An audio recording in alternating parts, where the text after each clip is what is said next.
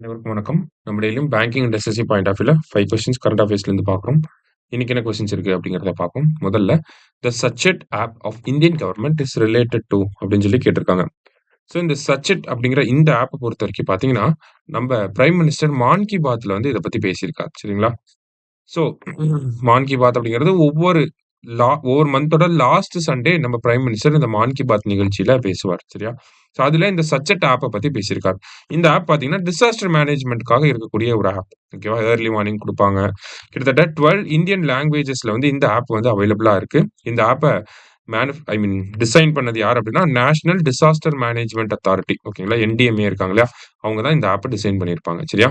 So சச்செட் app அப்படிங்கிறது நமக்கு disaster மேனேஜ்மென்ட்டோட relate ஆகி வரக்கூடிய ஒரு app.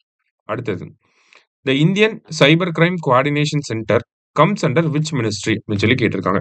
So Indian cyber crime coordination centre அப்படிங்கிறது இந்தியாவில் சைபர் செக்யூரிட்டி ரிலேட்டடா இருக்கக்கூடிய ஒரு அமைப்பு. சரியா? I4C அப்படின்னு சொல்லி சொல்லுவாங்க இதை. ஏன்னா 4 சி இருக்கனால I4C அப்படின்னு சொல்லி சொல்லுவாங்க. Indian cyber crime coordination centre. Ministry of home affairs 2018ல டெல்லியில இந்த அமைப்பு வந்து செட்டப் பண்ணியிருப்பாங்க. சரியா? ஸோ எந்த மினிஸ்ட்ரி கீழே வருது அப்படின்னா, மினிஸ்ட்ரி ஆஃப் ஹோம் அஃபேர்ஸ்க்கு கீழே வருது. அடுத்தது, India is set to buy how many Rafale jets for Indian navy அப்படின்னு சொல்லி கேட்டிருக்காங்க. ஸோ ரஃபேல் போர் விமானங்கள், ரஃபேல் ஜெட் அப்படிங்கிறத நம்ம ஃபர்ஸ்ட் இனிஷியலி ஒரு 36 ரஃபேல் ஜெட்டை இந்தியாவோட ஏர் ஃபோர்ஸ்க்காக நம்ம வாங்கியிருப்போம். சரிங்களா? யாருக்கிட்ட இருந்து வாங்கியிருப்போம் அப்படின்னா, பிரான்ஸோட டசால்ட் ஏவியேஷன் அப்படிங்கிற ஆர்கனைசேஷன் இருக்கு. ஓகேங்களா? Dassault aviation. ஸோ இந்த கம்பெனி கிட்ட இருந்து தான் நம்ம ரஃபேல் ஜெட்டை வாங்கிட்டு இருக்கோம். சரிங்களா? ஸோ இனிஷியலி ஃபர்ஸ்ட் ஒரு 36 ஏர்கிராஃப்ட்ட இந்த ரஃபேல் ஜெட்டை நம்ம ஏர் ஃபோர்ஸ்க்காக வாங்கியிருப்போம்.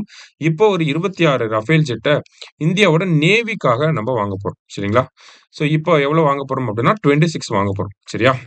இது as per SIPRI, India is dash largest military Splendor in the world அப்படின்னு சொல்லி கேட்டிருக்காங்க.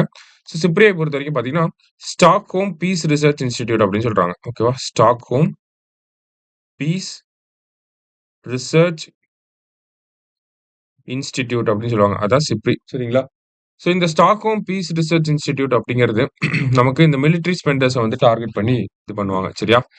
ஸோ இந்தியா இதுல எத்தனாவது ரேங்க் அப்படிங்கிறத கேட்டிருக்காங்க. ஸோ ஃபர்ஸ்ட் ரேங்க் வந்து பார்த்தீங்கன்னா USA first.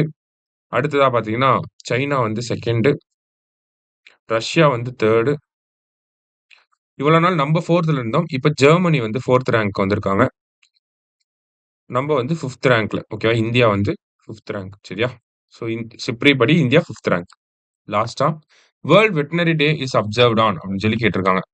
So world veterinary டே அப்படிங்கிறது ஏப்ரல் 26 தான் நம்ம வேர்ல்டு வெட்டினரி டேவா செலிப்ரேட் பண்றோம்.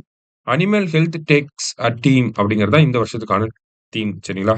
Animal health takes a team அப்படிங்கிறது. சரியா? ஸோ இன்னைக்கு 5 கொஸ்டின்ஸ் பார்த்துருக்கோம்.